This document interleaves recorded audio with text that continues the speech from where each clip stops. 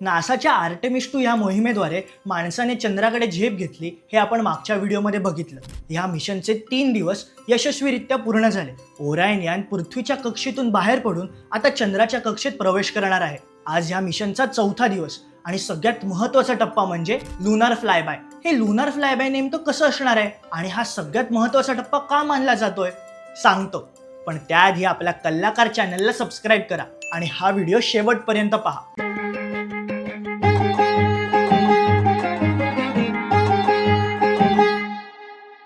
चौथ्या दिवशी म्हणजेच भारतीय प्रमाण वेळेनुसार 6 तारखेला ओरायन यान सकाळी 10:11 चंद्राच्या प्रभाव क्षेत्रात प्रवेश करेल. रात्री 11:26 हा आर्टेमिस 2 मोहिमेचा प्रवास अपोलो 13 मोहिमेचा विक्रम मोडून तब्बल 2,50,000 मैल म्हणजेच 4,02,336 किलोमीटरचा माणसाने पृथ्वीपासून केलेला आतापर्यंतचा सर्वात लांब प्रवासाचा टप्पा गाठणार आहे. भारतीय प्रमाण वेळेनुसार मंगळवारी 7 एप्रिलच्या मध्यरात्री 12:15 चंद्राचे निरीक्षण सुरू होईल. या आर्टेमिस 2 मिशनसाठी वैज्ञानिकांनी लुनार टार्गेटिंग प्लॅन तयार केला आहे. हा प्लॅन चंद्राच्या पृष्ठभागावरील अचूक प्रकाश स्थितीनुसार तयार करण्यात आला आहे. ओरायन यान चंद्राभोवती फेरी मारेल तेव्हा अंतराळवीरांना नेमकं काय आणि कसं पाहायचंय ह्याचं मार्गदर्शन ह्या प्लॅन मधून दिलं जातं. हा प्लॅन अगदी स्पेस वॉक प्लॅन सारखा आहे.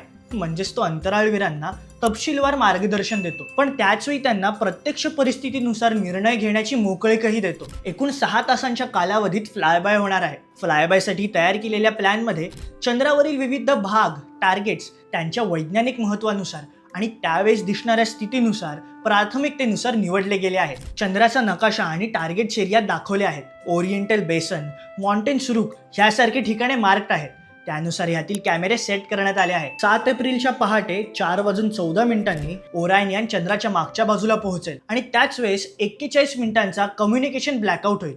म्हणजेच ओरायन यान यांचा पृथ्वीशी संपर्क तुटेल. या स्थितीत अंतराळवीर डीप स्पेस आयसोलेशन अनुभवतील. त्यांना पृथ्वी काही काळासाठी पूर्णपणे दिसणार नाही. पहाटे 4:32 ओरायन यान चंद्राच्या दूरच्या बाजूच्या पृष्ठभागापासून अंदाजे 4,047 मैल म्हणजेच 6,513 किलोमीटर इतक्या जवळून प्रदक्षिणा करेल. भारतीय प्रमाण वेळेनुसार मंगळवारी 7 एप्रिलच्या पहाटे 4:55 ओरायन यानाचा पृथ्वीशी संपर्क पुन्हा प्रस्थापित होईल. आर्टेमिस 2 मिशन मधला लुनार फ्लायबाय प्लॅन मुख्यतः चंद्राच्या उजळ भागांवर लक्ष केंद्रित करतो, पण चंद्राच्या अंधाऱ्या भागातही काही अनोख्या घटना दिसू शकतात. Impact flashes, lunar dust phenomenon. चंद्राभोवती प्रदक्षिणा करत असताना ओरायन यानातील अंतराळवीरांना अनुभवायला मिळणारे सगळ्यात महत्त्वाची घटना म्हणजे जवळपास 1 तास चालणारे पूर्ण सूर्यग्रहण, टोटल सोलार इक्लिप्स. चंद्राभोवती प्रदक्षिणा पूर्ण झाल्यानंतर ओरायन चंद्राच्या गुरुत्वाकर्षणाचा वापर करून फ्री रिटर्न ट्रॅजेक्टरी या मार्गावरून पृथ्वीवर परत येईल,